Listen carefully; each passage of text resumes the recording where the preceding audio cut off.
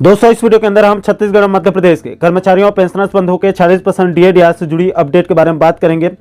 हम समझने की कोशिश करेंगे कि आखिर दोनों राज्यों के कर्मचारियों और पेंशनर्स को कब तक 40% डीए मिल सकती है, और साथ ही साथ हम ये भी समझेंगे कि अभी नहीं मिला तो आने वाले दिनों में एरियस राशि का भारी भरकम नुकसान कर्मचारियों पेंशनर्स को झेलना पड़ सकता है। तो दोस्तों आज का वीडियो दोनों राज्यों के डीए के लिहाज से बहुत ही महत्वपूर्ण होने वाली है, इसलिए साथियों आप इस वीडियो को अंत तक जरूर देखिए और पूरे मामले को अच्छे से समझने की कोशिश कीजिए। नमस्कार दोस्तों, मैं हूं आपका दोस्त लोकेश साहू और आप देख रहे हैं लोकेश छत्तीसगढ़िया यूट्यूब चैनल। आप सभी साथियों का हमारे इस चैनल पर बहुत बहुत स्वागत है। दोस्तों सबसे पहले हम मध्य प्रदेश के कर्मचारियों पेंशनर्स के 40% डीए से जुड़ी इस वक्त की अपडेट की बात कर लेते हैं।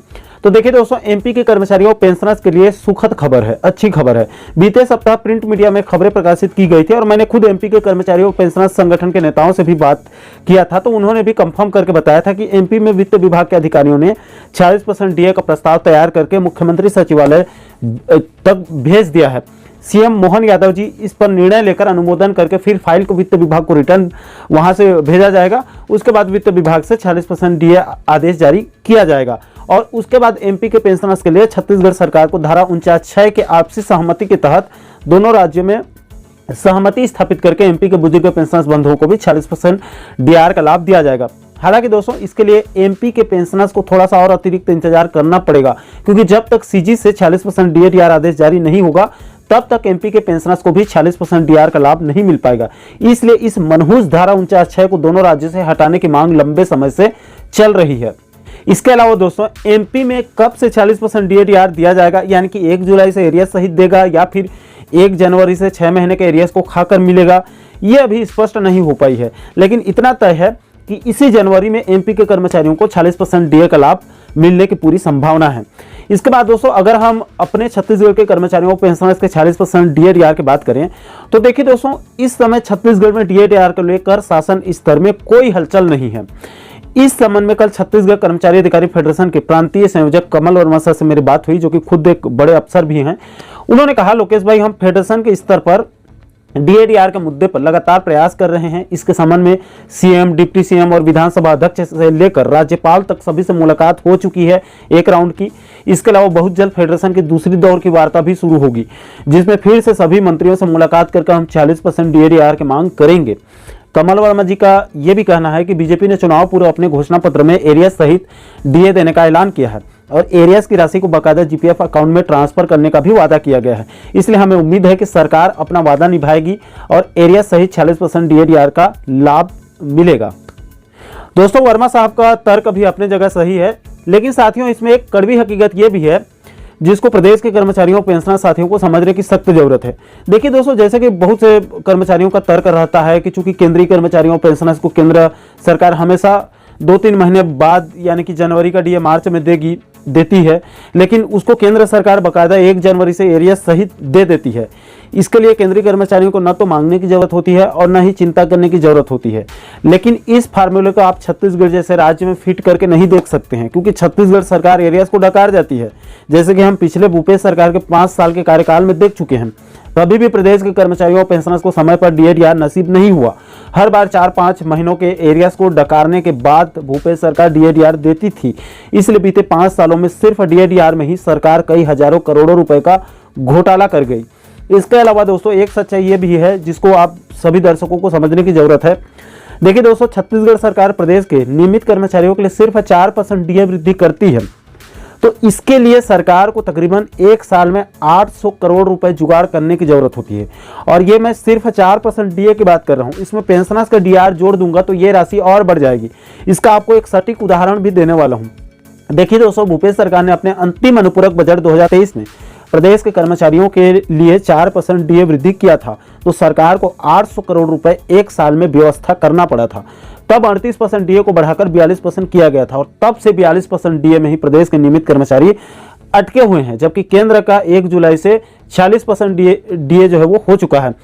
और अब दोस्तों ऐसे में विष्णु सरकार अपने घोषणा पत्र के माध्यम से दावा कर रही है कि हम डीए के साथ साथ उसका एरियस भी देंगे।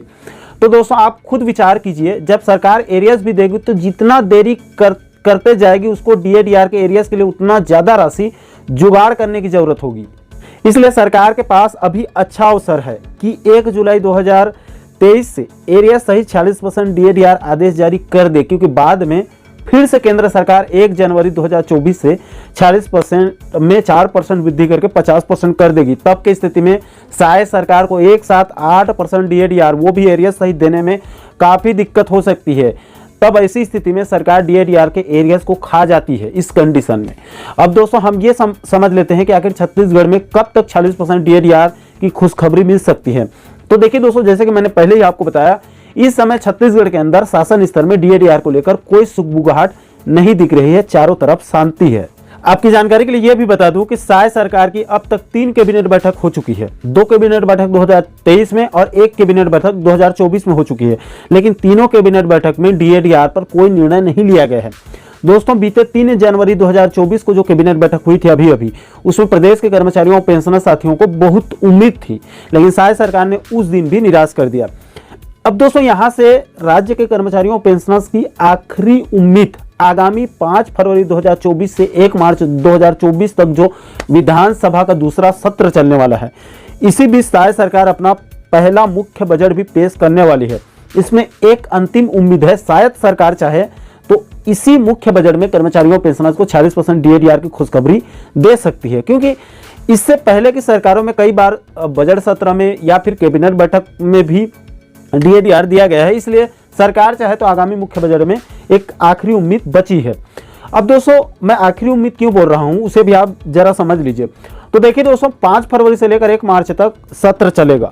उसके बाद मार्च में ही 10 या 15 मार्च के आसपास लोकसभा चुनाव के मद्देनजर प्रदेश में आचार संहिता लागू हो सकती है, और जैसे ही आचार संहिता लागू होगी उसके बाद राज्य सरकार चाह कर भी DADR अपने मन से नहीं दे पाएगी। उसके लिए उसे चुनाव आयोग से अनुमति लेनी पड़ेगी। और दोस्तों पिछली दफा चुनाव आयोग ने भूपेश सरकार को इसलिए DADR की अनुमति दे दी थी क्योंकि फेडरेशन के पदाधिकारियों ने दिल्ली तक प्रयास किया था, और उधर निर्वाचन आयोग ने पहले से राजस्थान को DADR वृद्धि की अनुमति दे दिया था, इसलिए उसको मजबूरी में छत्तीसगढ़ सरकार को अनुमति देना पड़ा।